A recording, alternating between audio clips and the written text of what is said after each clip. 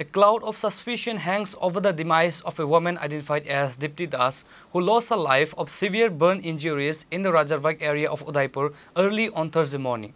While initial reports suggested a case of self-immolation, the presence of injury marks on the deceased woman's head has raised serious doubts among locals and family members regarding the cause of deceased, leading to a police investigation.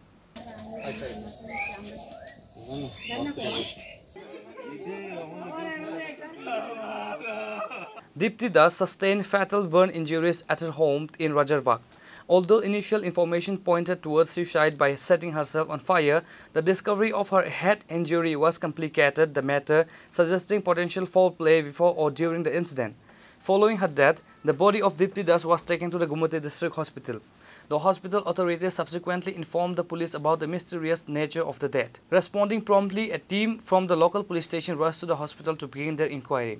To aid the investigation, the police immediately detained the deceased woman's husband, Sri Krishna Das, for questioning. He was taken to the police station for detailed interrogation regarding the circumstances leading up to his wife's death and the sources of the head injury. ঘটনাটা ওই রাজারবাগে এখানে একটা আমরা সকালবেলা call ছিল, call হওয়ার পরে কইতেছে যে মানে তুমি মহিলা শরীরে আগুন দিছে আর কি। আমরা আওয়ার পরে যথারীতি অক্ষণ ট্রেনের নিচে নিয়ে ওখানে হাসপাতাল নিয়ে যেমন দিছি হাসপাতাল পাবলিকে কইতেছে তাই মারা গেছে, যদিও তবু তো আমরা ডাক্তারের কাছে নিতে হইব। মহিলার নাম জানতে পারছি দীপ্তি দাস, বয়স হইল 43 কইছে। কোন হাসপাতালে নিয়ে যাবেন? এখন ডিস্ট্রিক্ট হাসপাতালে আমরা নিয়ে যাব। এখন কেটে কি ডেথ নাকি? না কোনো তো আমরা তো কইতে পারতাম না, ডাক্তারে কইব, এমনি পাবলিকে সবাই কইতেছে তাই মানে মারা গেছে।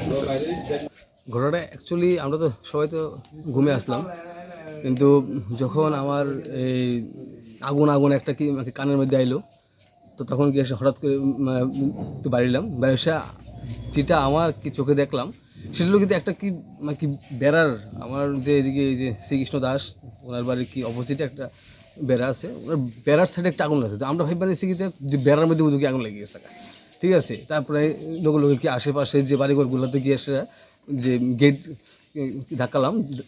ধাক্কানোর পর এরপরে তারা আসার পর কি জল দিয়ে এসে যখন কাছে গেলাম তখন তো দূর থেকে আমরা দেখলাম যে একটা মানে কি বেড়ার মধ্যে যেমন কি আগুন লাগছে, কিন্তু যখন কি কাছে তখন কি দেখলাম যে একটা মানুষের মতো লড়ছে।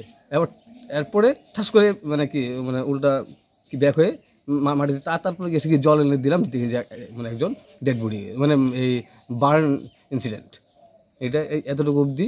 তারপর আমরা কি ফায়ার সার্ভিসে আমরা কি কয়েকবার তো কল করলাম, কিন্তু কি হয়তো কি ওরা কি